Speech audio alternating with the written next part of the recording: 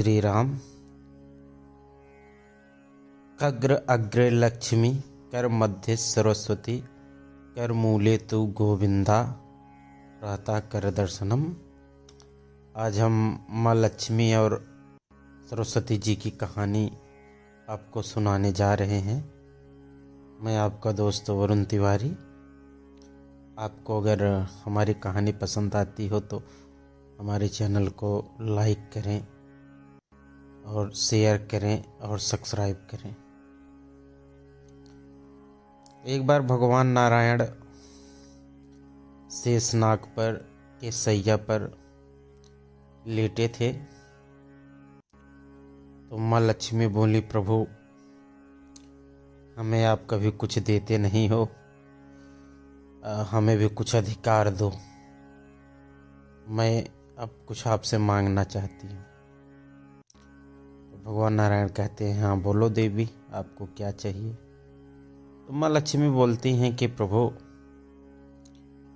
हमें ऐसा आशीर्वाद दो, ऐसा वरदान दो कि मैं जिसको जितना चाहूँ उतना धन दे सकूं। भगवान नारायण कहते हैं, देवी हाँ मैं आपको ऐसा आशीर्वाद, ऐसा वरदान दे तो रहा हूँ, लेकिन इसमें एक कंडीशन है, एक मेरी शर्त भी है। आप जिसको जितना चाहो उतना तो आप दे सकती हो, मैं कभी नहीं रोकूंगा, लेकिन शर्त ये है कि जब मैं चाहूँगा उससे वापस ले लूँगा। माँ लक्ष्मी कहती हैं, कोई बात नहीं।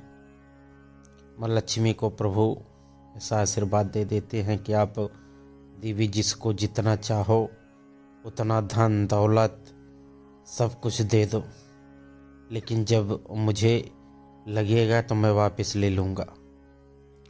ये बात माँ सरस्वती जी सुनती हैं। वो भी कहती हैं, नहीं क्या मुझे भी तो कुछ चाहिए ही। वो भी भगवान नारायण के पास आती हैं, कहती हैं कि आपने लक्ष्मी जी को दिया, आप अब मुझे भी कुछ दो। उनको आपने ऐसा अधिकार दिया है तो अब उन्हीं की तरह हमें भी कुछ चाहिए। तो भगवान नारायण कहते हैं कि देवी मैं आपको भी दे रहा हूँ, आप जिसको जितना चाहो उतना ज्ञान कला दे दो, लेकिन मैं उससे कभी उसका ज्ञान उसकी कलाएं कभी मैं वापस नहीं लूँगा। यही कारण है कि लोगों के पास धन आता है और चला भी जाता है, लेकिन जिसके पास ज्ञान हो जाता है या जो कोई भी कला में पारंगत हो जाता है, उसका ज्ञान कभी नष्ट नहीं होता।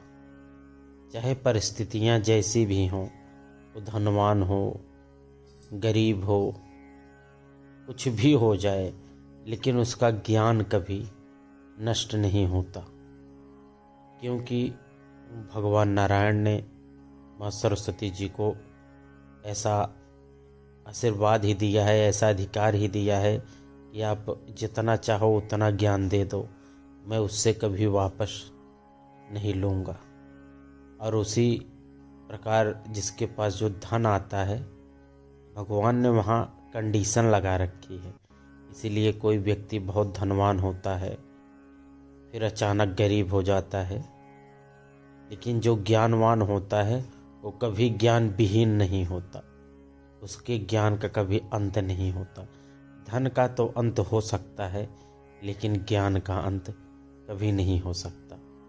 अगर आपके पास ज्ञान है तो आपकी ऐसी पूंजी है कि आपके जीवन भर आपके साथ रहेगी, लेकिन आपके पास धन है वो आपके पास सदैव रहेगा, इसकी कोई गारंटी नहीं है। लेकिन ज्ञान है तो सदैव आपके पास रहेगा। ये आपको कहानी कैसी लगी आप ज़रूर बताना। जय श्री राम।